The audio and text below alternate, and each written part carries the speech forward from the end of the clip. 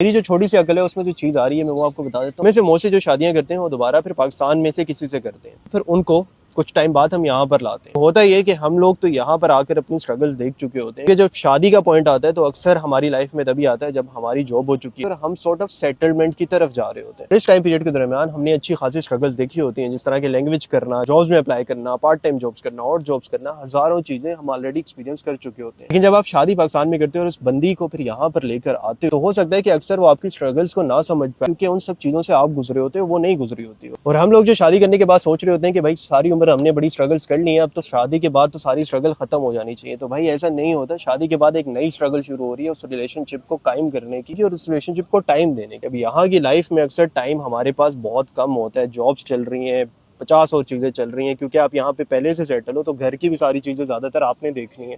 Appointments ہو گئی, یہ ہو گیا, وہ گیا. جرمن لینگویج اگر آپ کو اچھی آتی ہے اور اب بھابھی کو نہیں آتی ہے تو اوبیسلی زیادہ تر چیزیں آپ کو مینیج کرنی پڑیں گی. اور کئی دفعہ یہ چیز اتنا زیادہ برڈن کر دیتی ہے آپ کے مائنڈ پہ کہ گھر کی چیزوں میں اکثر آپ کے اختلافات آنے لگ جاتے ہیں. اکثر یہ چیز ڈائیورس تک کی نوبت لے آتی ہے. یہ تو تھا میرا اوپینین, لیکن اگر آپ کا اس چیز کو لے کر کوئی اور اوپینین ہے تو do share it in the comment section.